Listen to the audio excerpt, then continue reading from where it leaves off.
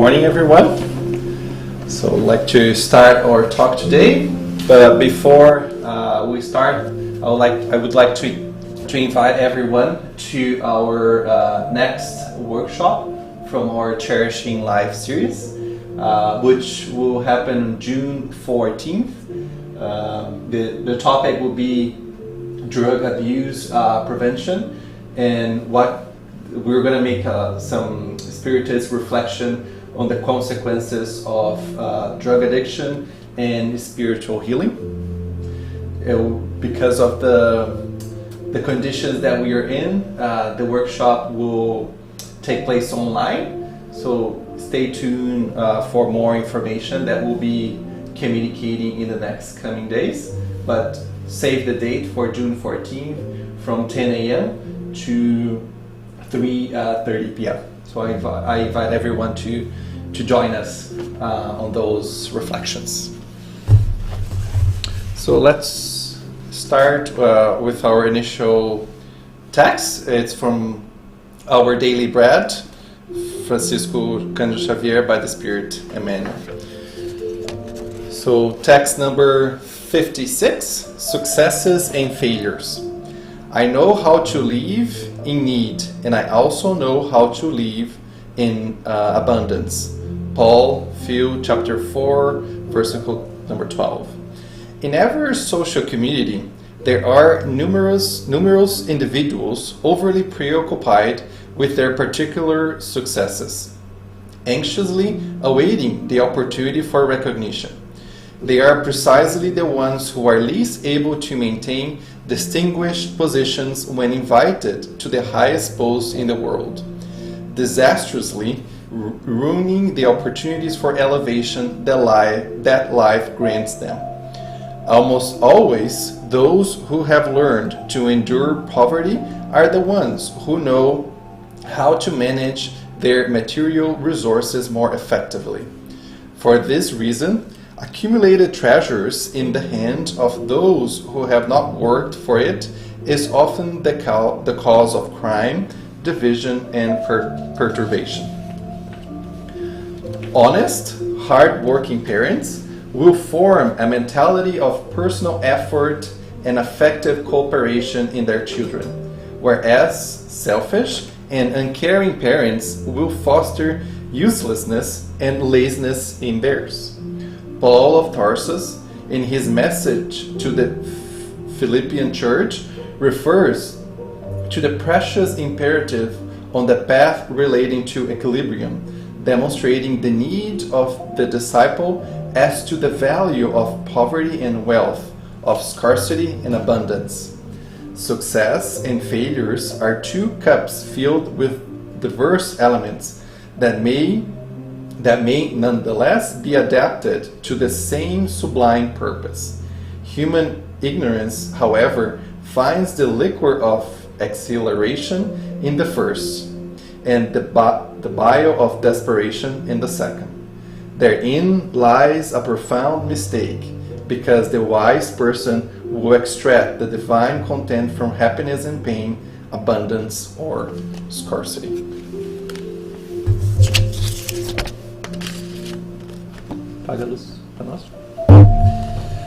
So let's start with our prayer. So let's concentrate and raise our thoughts to God, our Father, to Jesus, our Master, and first express our gratitude for one more day, for one more morning, and for one more opportunity that we have here to learn a little bit more, to learn with the teachings from Jesus, to learn with the teachings from Spiritism. Additionally, be grateful for this house, our second home of love, that has been helping us tremendously to go through our challenges, to make our journey a little bit less complicated, providing us the required information for us to reflect and they then take the necessary actions and how we are invited to change ourselves. Let's ask to our guardian angels, the spiritual team from FSS, to guide us, to shine the light in one more morning for us to take all the knowledge, all the bits and pieces that can guide us and help us in our moral evolvement. So be it.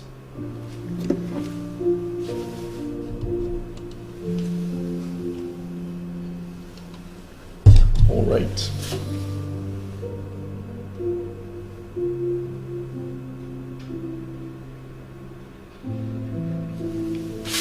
Esqueci de conectar aqui. Just a moment. Did I forget to connect here?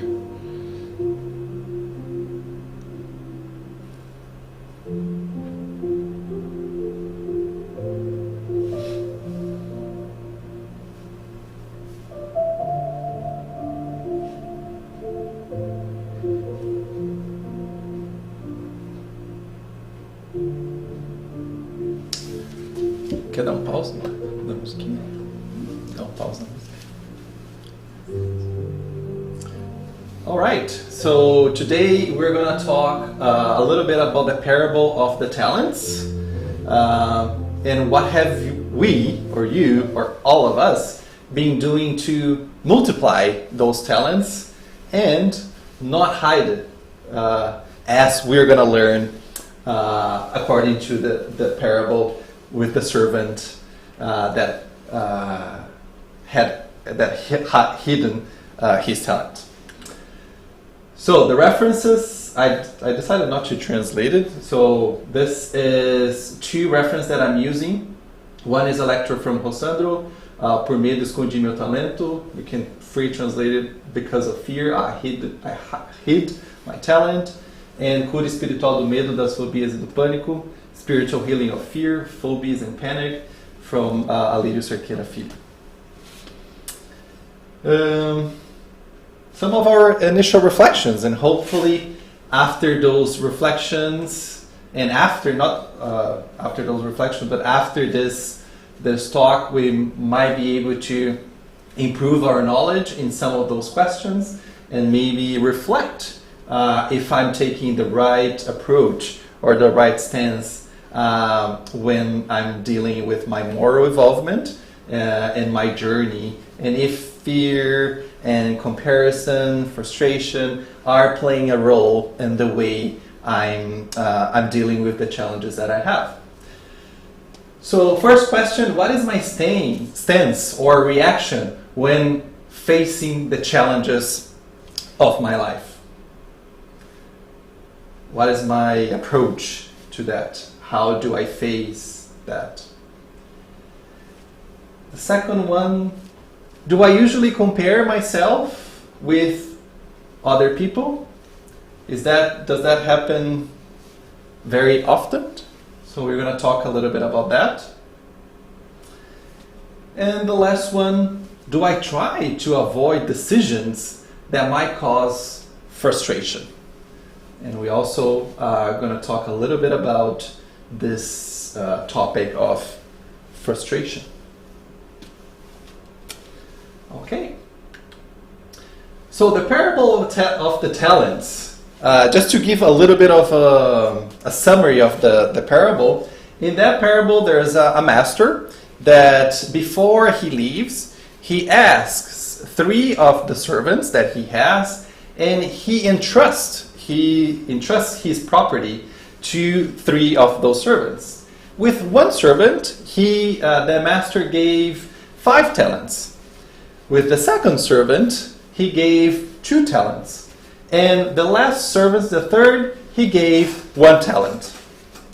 The first 2 servants, the one that got 5 and the one that got 2, they went out, exchanged, did the work, and they were able to duplicate their talent. However, the last servant, he decided not to do that and decided to dive in and hide the talent on the ground, on earth.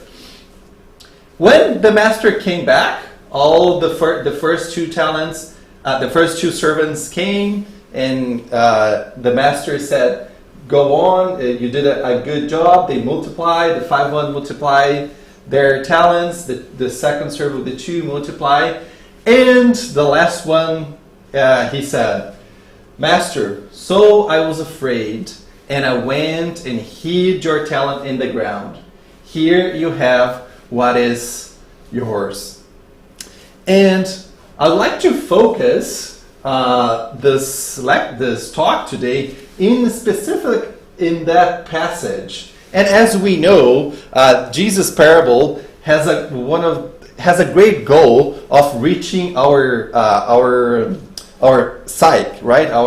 The psychology, our minds, our conscious, and it makes us reflect on some of the behaviors that we are invited to adapt or to adopt in our journey here when incarnated. And as we know, here with the talents, the servants, the master, they have a lot of symbols, right? That we can have some interpretations. And as we've been talking here as well, the parables, they have several layers. It's like the onion, where you keep peeling to understand and take advantage of that knowledge to apply that knowledge in our life. And just to clarify, one piece is when we talk about those talents, what do we mean by those talents? So the talents are everything, any skills, abilities that God led us when incarnated here to help so we can use those skills and abilities in our journey of evolving and evolution. And specifically, as you read the parable, the narrative of that parable changed dramatically after this passage, because we saw the master guiding or rewarding those servants that multiplied that talent, and when we got to the last one and we hid, and that servant having a hard time with the past of the verb hide. When that servant hid his talent, it changed the narrative. And that change of the narrative makes us reflect on the importance of the choices that we make in our life. In our life, we will be faced, maybe I'm going to risk and say that we're going to be making choices every single time, every single day. And that choice plays a fundamental role in our life on how we are going to progress. Most of the time, we often think that I'm going to stand still, I'm not going to choose anything, I'm going to just chill out, right? However, that's not the best option or choice that we are invited, or the stance that we are invited to take when here incarnated. And even if we think, I'm not going to make any choice, that is already a choice that we are making, right? And Jesus, throughout his whole time incarnated here, and with all the teachings that he left us, has said that being neutral and not doing anything, it's not the most productive one. Because if God gave us all those talents, for us just to not do anything, it's not productive, right? And we are not taking full advantage of those abilities and skills to use for our evolution. It's like we're wasting resources that were given to us so we can use and make use of those resources. And it's interesting, Rosandro, when he was talking about that, he actually makes a point in some cases and some other parables that hopefully I'll be able to cover or to compare and contrast this parable of the talents with the parable of the prodigal son. Because throughout the parables, there's no one parable that Jesus reinforces, just don't do anything. Just be neutral.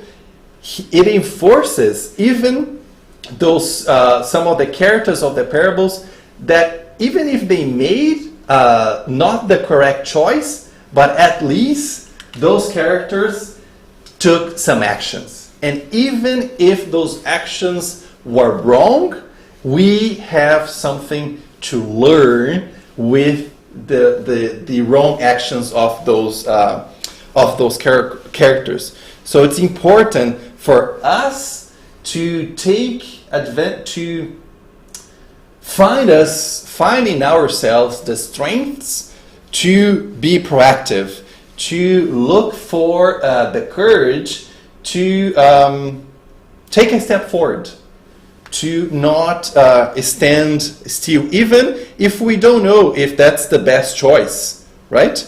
And in addition, because if we just stand still and we decided not to take any action, there's another law that we are not fulfilling, which is the law of labor, right? If we decided not to take that action, then there's no effort, there's no work that we're decided to do, and then we are not fulfilling the law of labor. And if you're not fulfilling the law of labor, we're also not fulfilling the law of progress. So as we know, the whole the divine laws all intertwine.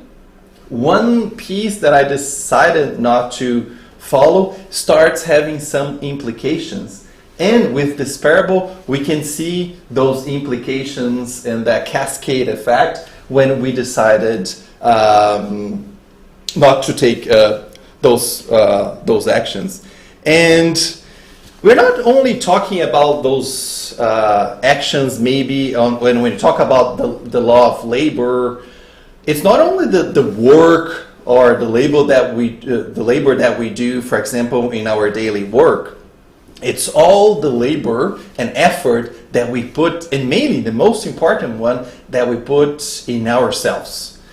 When we decided to take action and to be proactive, to change those pieces or those elements in within ourselves that are not the best behavior, not the good ones, but we decided to make a change. We decided to put towards some effort to transform and to change whatever we think are not the best qualities that we have in ourselves.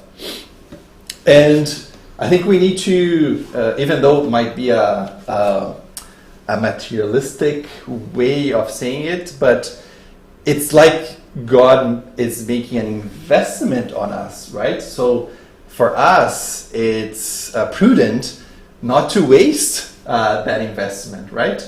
Not to waste all those talents and skills and abilities that we all have. And there's no one incarnated or disincarnated that doesn't have the talents or doesn't have what is necessary for him or her to evolve. And you're going to see all talents are able to be multiplied, are able to progress.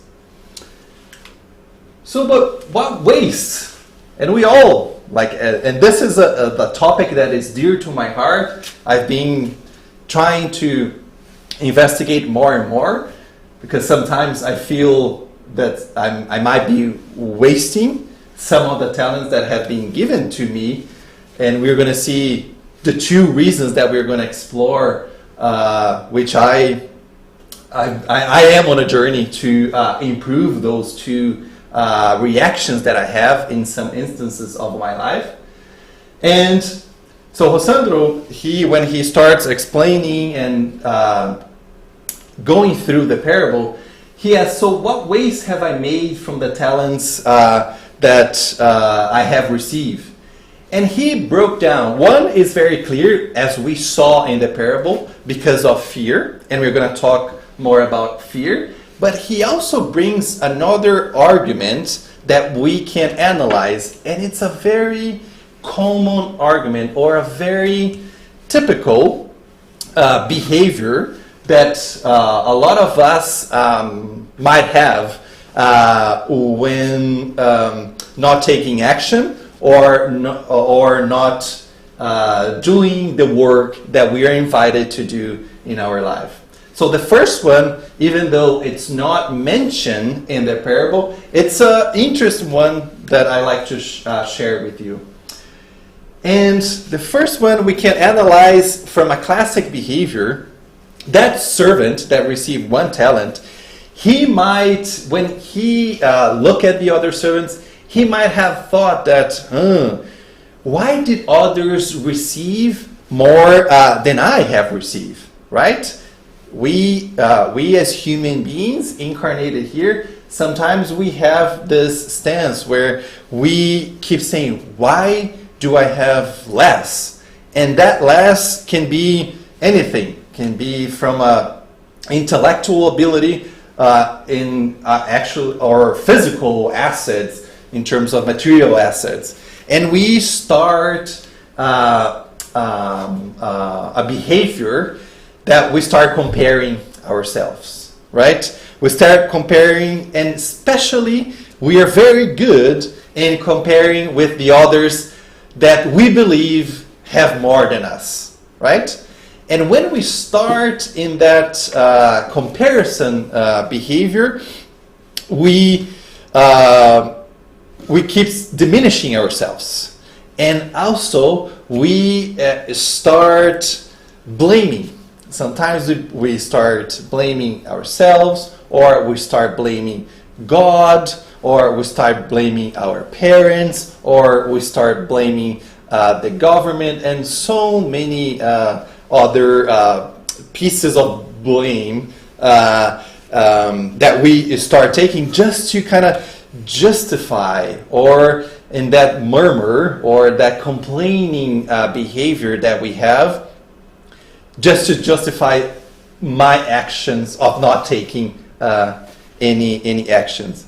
And in that movement, we stop looking at my talents and to count the other talents. All the efforts that I could have used for me, I start wasting and just comparing to the ones, to some people that I might know, and that person might have, but I think that person might have less, have more than me. And we know that the invitation that we have is that self-confidence, that I'm invited to believe that what I have is worth. What I have, it's what I need for this time of my immortal spirit incarnated on this earth. And I'm invited to focus on the resources within myself. And there's actually a passage on the gospel saying, Jesus says, "You are gods, make your light, your own light shine." Jesus doesn't say, put some effort to make the other lights shine. Of course, I'm not saying that we should not care about the others, but everything starts within us. And if our light starts to shine, we can help our neighbors to shine their light as well. And we know, as I just said, the potential exists within everyone. And it doesn't matter if, in the case of the parable, if there's one servant that got 5, 2, 3, 1, a half, a 10, it doesn't matter. Every one of us will get everything that we need to make the progress that we are invited to make. Because we know that the end result, it's different. It's different for me, it's different from my wife, it's different from my parents, if I have a brother, and it's different from everyone. Everyone will get to that happiness, but everyone will take their own journey. Their own journey here in this life right now has one different end. For me, it's a different end, and for the other, it will be a different end as well. So that is to say that any talent can be multiplied. If we, it's important, and I'm trying to work that within myself. I think I made a little bit of progress. At least now I'm able to be aware when I found myself in that movement on just comparing. Because one strong feeling that I have when I start that is because I start diminishing myself and I start feeling inferior.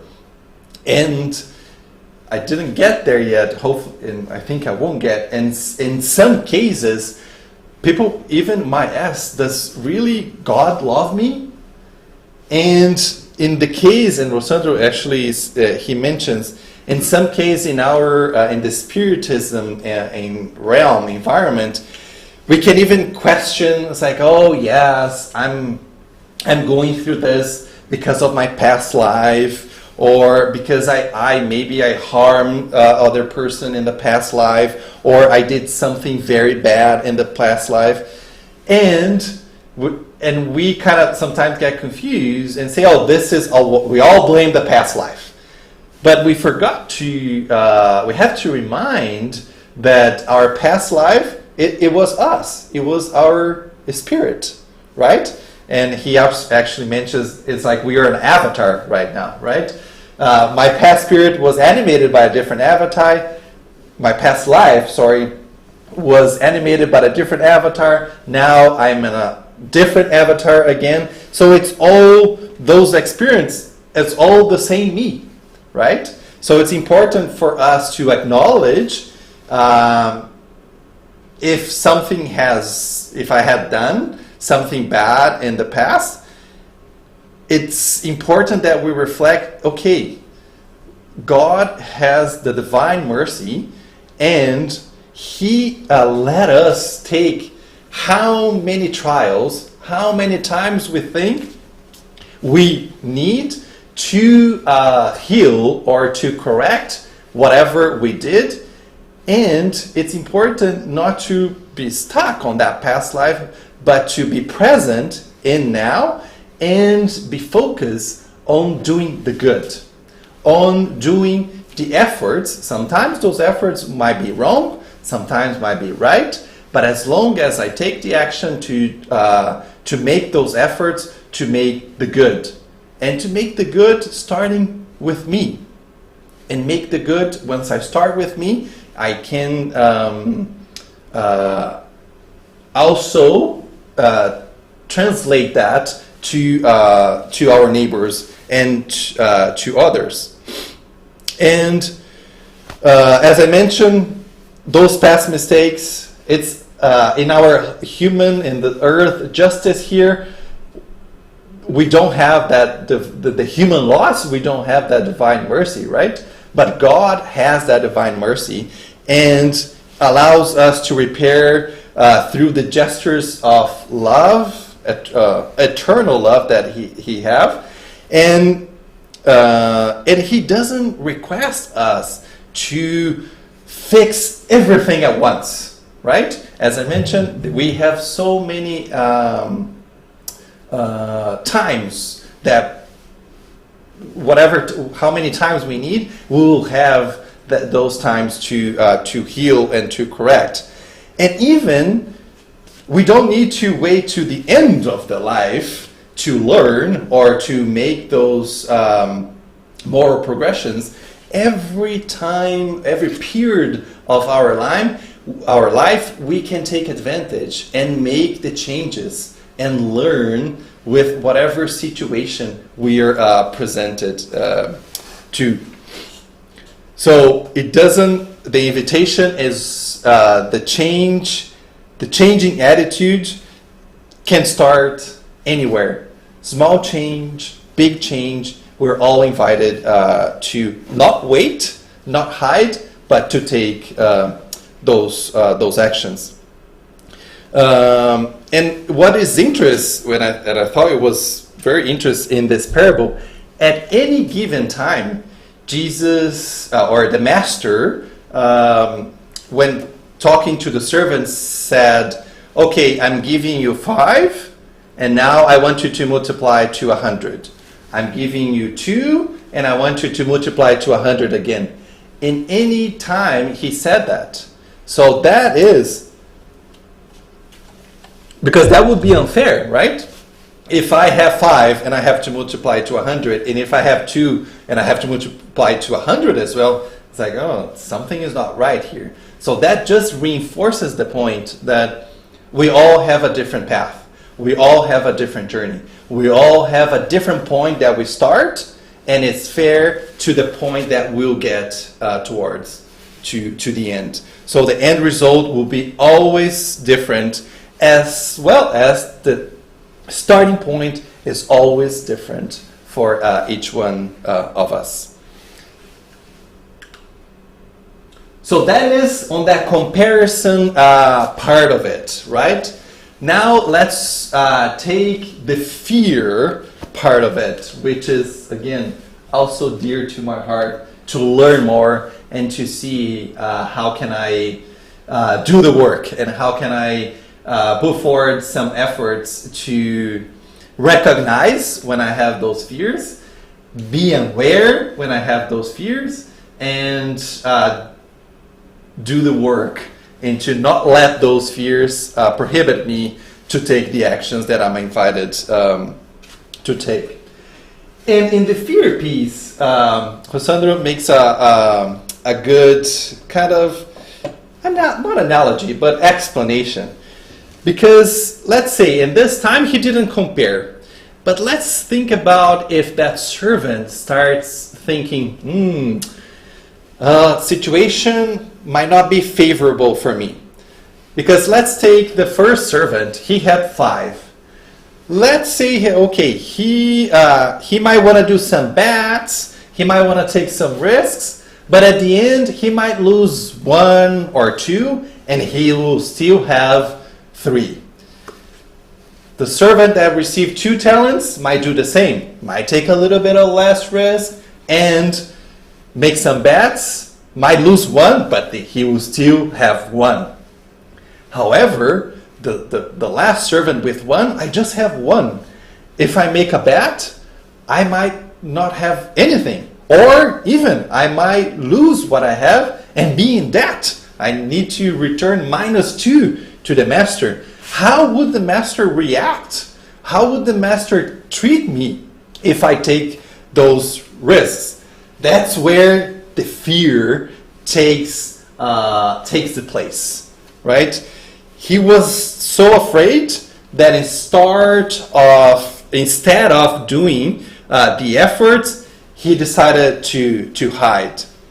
But if we take a look, the way that Jesus describes God, it doesn't make sense that the master would take that punishment approach, right? And as we see throughout the other parables, we have the parable of the prodigal, parable of the vineyard, the parable of the last minute work.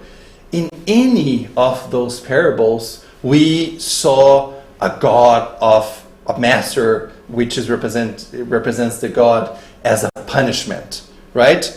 So the master or those parables also always send a message that the master always treats the others, the servants, the prodigal son, as a father of love, that deals with them as their own children.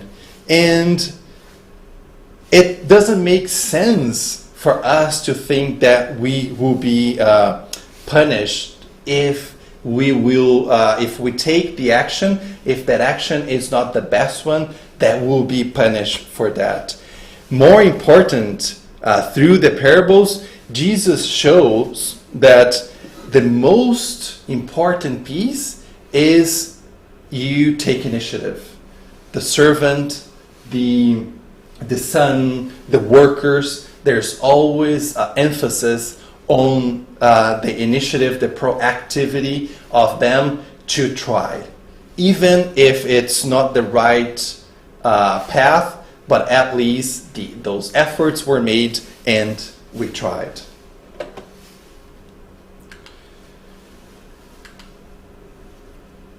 And then linking that piece of the parable with the fear and the seminar from Alirio, there is a big, a key factor when we take this stance of fear is how we deal with a certain feeling that when we try to avoid that feeling, it's because we have a challenge to deal with our frustration. So when I take this stance of fear, is the deepest feeling that I'm trying to avoid is I want to avoid the frustration, right? And as we know, and I remember when I did this this lecture in Portuguese, there was a comment, where is the root cause of this frustration? It comes from our pride, right? Because if we decided to take an action and maybe that action might not be the best one or will not be successful, we don't want to feel hurt. But what is actually that is feeling hurt? It's most of the time will be that pride that we don't want to hurt it, right? We just want to be, and sometimes we just want to be on that spotlight, right? As we read on our daily bread, we just want to be always be recognized, always having someone giving positive feedback. And it's interesting throughout personally my journey, waiting for this external reinforcement, it's like an quote unquote an addiction, right? Because I think due to sometimes the lack of self-love, when I'm afraid, the lack of self-confidence, and when I'm afraid of rejection, and I always want something external, something is not right with me internally, right?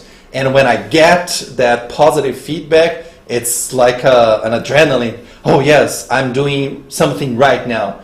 But that lasts, it's so short. And you always need more, you always need more, and we always need more. So that is making me reflect what is lacking within me. Why I'm waiting for something external, which, by the way, I can never control.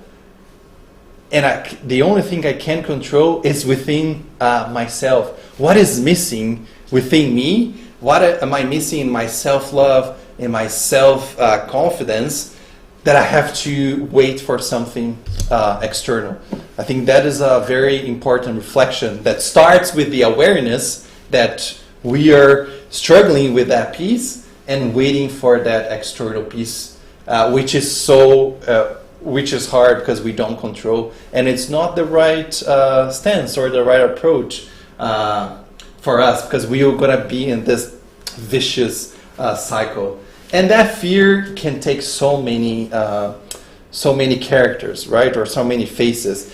I might experience fear of failure. I might experience fear of rejection, and that really pauses us, and that really makes a strain on how we are invited to take those actions, and especially on the rejection piece. And as we know, Jesus, our master, was not able to please everyone, right? So how it's unfeasible to expect that everything that we will do will be able to please everyone else. I think there is a comment. Yes, so there are two comments. Yeah. So Eric says, "Dear Luis, I believe it is important we don't identify ourselves with the mistakes from the past. We are not the mistake. We were at that point mistaken." Yes, absolutely. Yeah, if we're stuck on that what we did before, that was just something that happened. We are not that, right? Yeah. Yes. And Sonia says, "It is important to say that accommodation, in air quotes, also takes us to this inactive state, where we don't use our talents granted to us by God." Yeah, inactive, that's a good word that I have been looking for. Thank you, Sonia. Yeah, that inactive, if we just accommodate ourselves and stay on that inactive one, what good use are we making from the talents? And as I've been mentioned, right, how do we deal with our failures, right? It's easy for us when we get it right, right? When we get it right, sometimes we are on that good stage of, yeah, everything was great. It's like, let's say on the sport, I won, but we don't, most of the time, not always, we don't take the time to reflect and see what made me win, or what did I do that was successful, that I was able to accomplish whatever I'm trying to accomplish successful. So when we get it right, it's harder a little bit to make those reflections. However, when I get it wrong, that is the time that we are invited to act and analyze and reflect, and we like to reinforce it here with our lectures with that feeling of apprentice, not to punish, not to think, not to compare, as I just mentioned, saying that I'm inferior or that I don't deserve, but to learn. Life is this learning process, right? So if something went wrong, we are invited to pause and see what have I done. If I did this, was that the reason that I didn't succeed? Was that behavior or the way I react? What is in that experience? And this can be used in any experience that we face, from a simple one in our work and to the most important ones in our relationships with family and with anyone, with our neighbors. If something went wrong, take a step back and reflect. What happened? What made it not to be successful? Instead of a stance where we or either be inactive and just do anything, or another one that our friend Victor has been talking, has so much information, start blaming ourselves, right? Because that will not help as well, but to reflect and see, what can I change in the future? How can I do differently in the future? And Rosandro makes an interesting point in how our society these days are a little bit fragile, right? Because sometimes when those failures happen, some of our brothers and our society today, they don't accept. We don't accept that failure, and we go to an extreme reaction, which is suicide. We can see the challenges of our society today with a teenager or even adults, when maybe there's a breakup or loss of a job, or so many situations where we as human beings, as incarnated spirits, cannot deal with that failure, and we want to eliminate our life. So that's a very serious part of our society that we're encouraged to reflect. We're encouraged to think about it and see this tragic or this violent reaction or annihilating the life because of one failure. So it's important for us to reflect that and develop the competencies of our life, because we are in a planet of trials and expiations. Those frustrations are part of our life, are part of our learning journey. So it's important for us to be prepared, to put some effort and do the required work to be prepared to react on those when the frustrations happen, so we can deal with them properly. And I encourage you to take a look at Spirit Zara's website, where we have a series of lectures about fear, about guilt, and how can those lectures and that knowledge can help us to navigate the environment that we are in right now. And again, I want to bring again the divine mercy of the divine laws of God. We will have as many opportunities as required for us to learn. It won't be just this and that's it. We can take God with His love, gives us all the chances that we need to improve. Renata is also saying here, what we actually want to eliminate is the pain. We don't want to kill ourselves, but the pain itself. Yeah, but even to eliminate, I agree with that, eliminate the pain, but deciding to eliminate the pain with suicide, that's what we need to have, that understanding and that knowledge that unfortunately that will not be eliminated, right? So I encourage you as well to be part of the Cherishing Life in September, or to go through our Cherishing Life videos where we explain a whole lot of this subject and how we can help or disseminate the information for those that believe on suicide eliminating the pain. Thank you, Renata. So here, just to reinforce that last servant with that talent, he decided to waste the opportunity to multiply his talent, right? And how many of us find ourselves in this situation? And the situation can be so many, right? Sometimes we might be in a situation of a job, for example, where we are suffering, where we are being humiliated and many other things, and we decided just to keep there because we lack the confidence in ourselves that if I lose that job or whatever situation that I'm in, I will not be able to find something different. I will not be able to improve on that situation. And it's important, and here I think there is a message that in addition that I need to take the action, it's planning for that action. We're not saying here, oh, if you find yourself in a not so good situation, leave everything and just go and do it. No.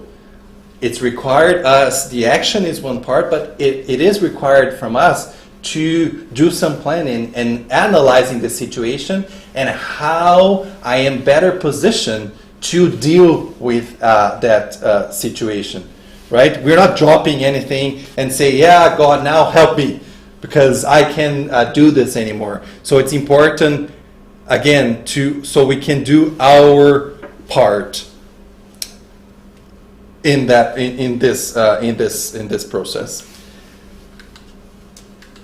Here, I love this quote, free translation from Portuguese.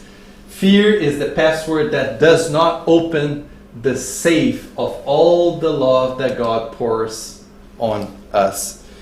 It's important, as I mentioned, we must have an initial step. We must have a stake. We must offer something. And then this first initiative, it's the part of us. But one thing that really was consoling for me, because I had this feeling, is I need to solve everything.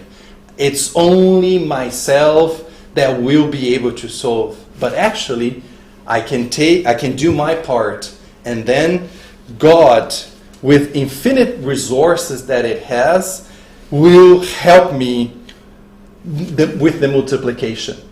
I will do my part, and with the help of God, the rest will be done. So again, that divine mercy reinforces that the burn is, it's not a burn only on me.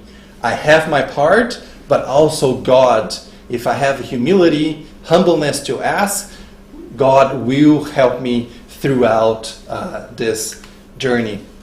And I love this quote: anyone who operates and cooperates with a spirit turned to God can always hope for the best.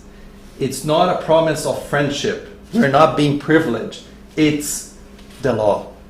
So if we do our part, if we decided to take action, and then with humility ask from God, from our guardian angels, to help us when we have no resources anymore, God will help us with the rest. It's not only up to us. We have a really important part, but God is here to help.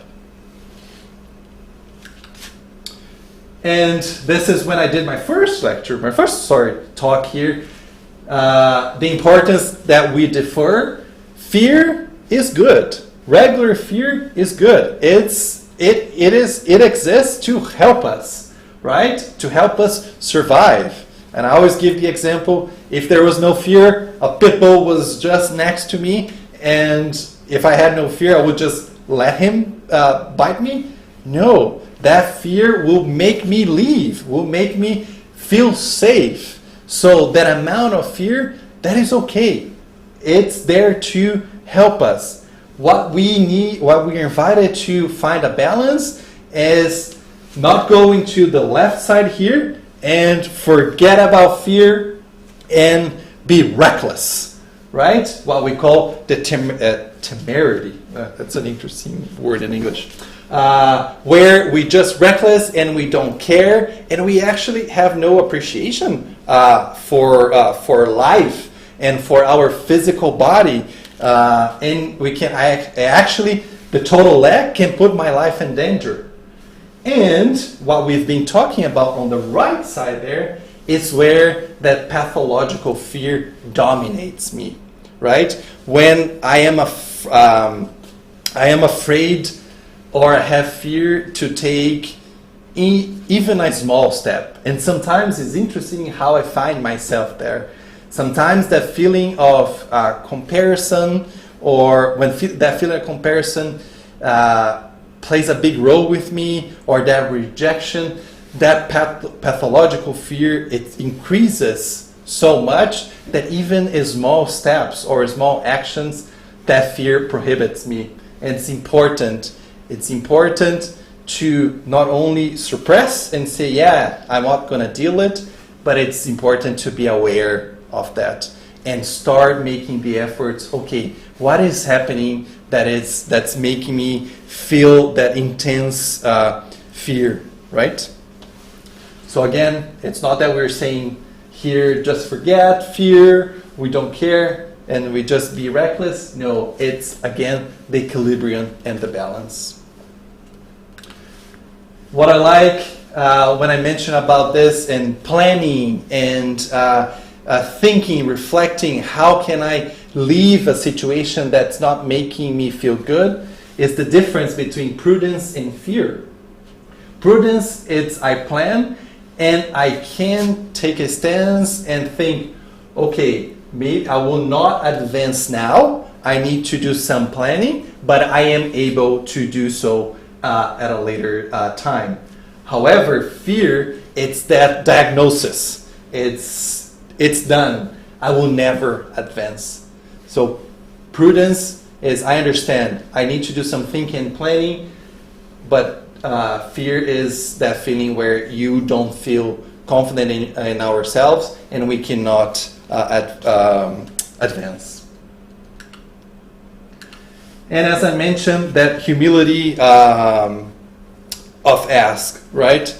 It's not only up to us. We play such an important part, but it's about asking to our guardian angels, to the spirituality, and to our and to God and Jesus that we deserve. We deserve to be happy, as we know, that's the definite thing. We will get there, and sometimes we decided to not do that because, okay, I'm bad, or whatever I've done in the past, I don't deserve it.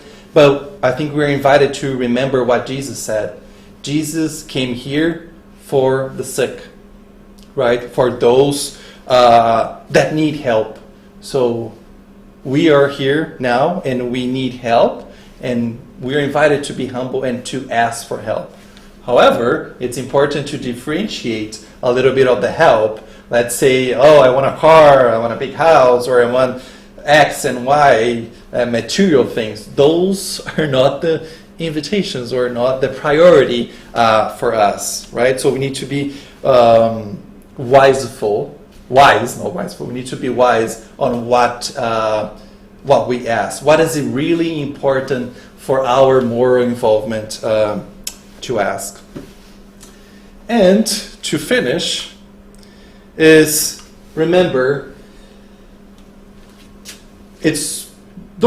we're invited not to punish ourselves for everything that we can do or we are not able to do, or even for things that we might not be able to do in the future. It's important to start act and to do our part, to ask spirituality and God for help when it's required. And Rosandro makes a good analogy saying, when you think that you were wrong, we can just remember, although I'm not a parent, we can see a parent when a kid is trying to learn to walk and that kid falls. The parent will not go there and judge and punish that kid. It will lift that kid and guide that kid on how to walk. Or even when a kid is starting to read and it stutters, the parent will not punish.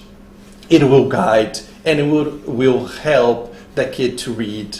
So we cannot doubt the love. If that is the love a parent has for a kid, we're invited not to doubt about the love that God has for us. God knows us personally, right? And we can talk to our Father that loves us at any time that we want and that we think that we need help. And fear, it likes sometimes secrecy, and it likes to be in the dark. So the more I think we talked, the more it starts to lose, fear starts to lose its strength. So it's important for us to talk, reflect about it. And that's it. 12 sharp. Yeah. Any other questions there? Nope. No? Okay.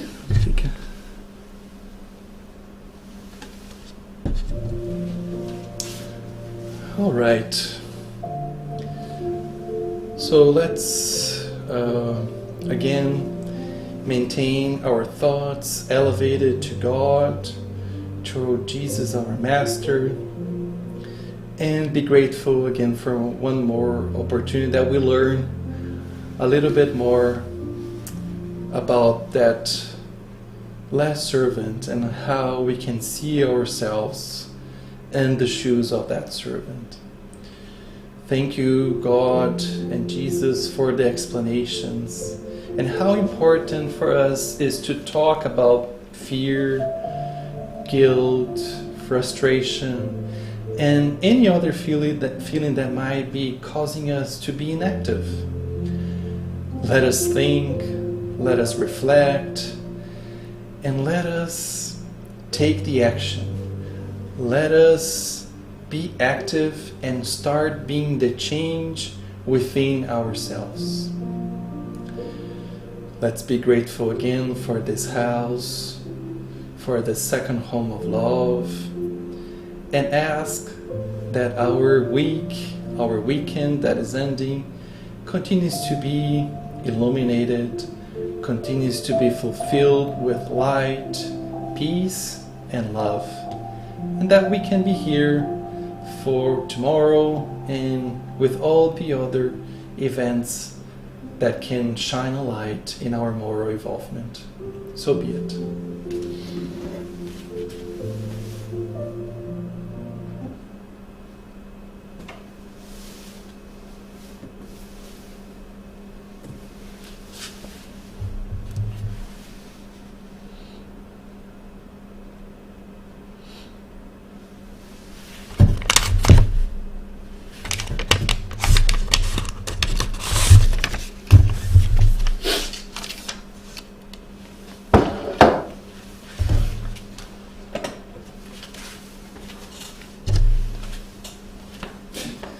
Nice haircut.